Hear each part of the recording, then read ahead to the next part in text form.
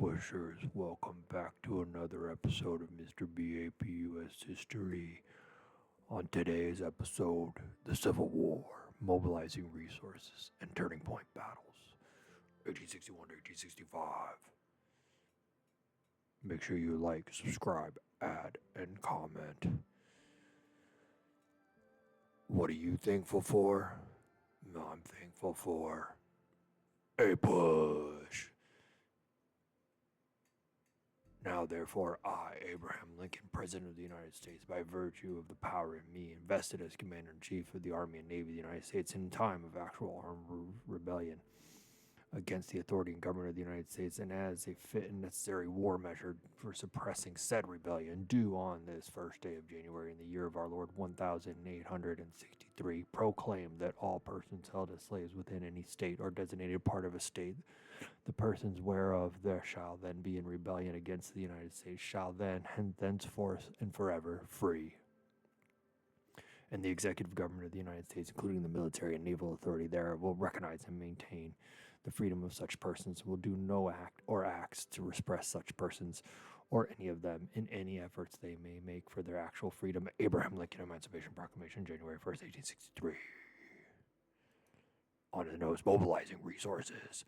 The Union had more resources, more people, more railroads, and 90% of the factories. It's because the manufacturing area was in the Northeast, where all the factories were.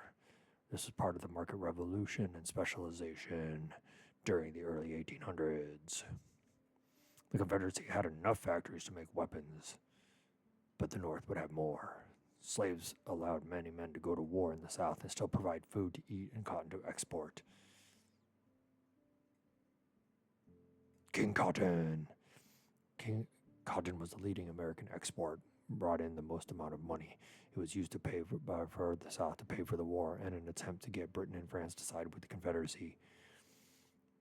The South traded with Great Britain by smuggling goods through the Union naval blockade, able to bring in money that way. Republican North economic and fiscal policies. Fiscal meaning financial or money policies, economic policies to pay for the war. They imposed high tariffs. They passed the Homestead Act of 1862, which encouraged westward migration by giving 160 acres of public land for a small fee. Created a national banking system and began building a transcontinental railroad through the North from 1862 to 1869. These are all Republican measures that they wanted to do but couldn't do because the Democrats were blocking them. But now with the Democrats all seceded, they could do anything they wanted. Republicans/North paid for the war by increasing tariffs, excise taxes on tobacco and alcohol, and taxing large businesses and wealthy people. They also issued interest-paying bonds, borrowed money, and printed paper money, known as greenbacks. The Confederates of the South paid for the war by commandeering food, supplies, and slaves. They raised taxes and sold bonds also, which means they borrowed money. They also printed paper money, which caused inflation because they printed too much. And the law of supply and demand says the more money you print, the less value it has. The turning point, 1863, the Emancipation Proclamation, which was our quote for today. 1863, it changed the goal of the war to ending slavery, instead of just reuniting the country back to the way it was before. The Union Army started calling slaves contrabands and freed them as early as 1861 as a war measure. It became official with the Confiscation Act of 1861, or confiscating people's property. The radical Republicans that were bitterly opposed to slavery, their leaders were Simon P. Chase, Charles Sumner, and Thaddeus Stevens. Charles Sumner being the one who got beat by Preston Brooks in the lead up to the Civil War for denouncing slavery. Together, these radical Republicans worked to end slavery in Washington, D.C., which they did in 1862 by compensating the orders, no more slavery in D.C., and outlawed slavery in all federal territories. The Emancipation Proclamation. Lincoln issued executive order that slaves in states in rebellion after January 1st, 1863 would be forever free. This did not free slaves in the border states and did not immediately free any slaves, but changed the war goal, which was mentioned previously. The South knew that if they lost, they would lose their slave society way of life, hence a lost cause. They could never go back after the Emancipation Proclamation, put their backs against the wall if they wanted to keep their way of life. Vicksburg and Gettysburg. As the war dragged on, Northern Democrats in favor of a negotiated peace were gaining in strength because there were so many people dying and it was unpopular. Confederate armies led by General Lee defeated Union armies at Fredericksburg in 1862 and Chancellorsville in 1863. Again, pushing this idea of, can we just end this war with a negotiated peace? What's all this fighting for?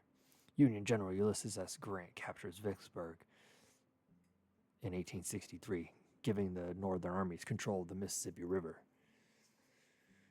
This was Ulysses S. Grant's biggest victory and most important victory in the West, dividing the Confederacy in half and controlling the vital supply line of the Mississippi River. General Lee responded by invading the North and threatened to capture Washington, D.C. again. As General Lee was moving north, the two armies, the Northern Army and Southern Army, met in 1863 in Gettysburg, Pennsylvania, for the Battle of Gettysburg.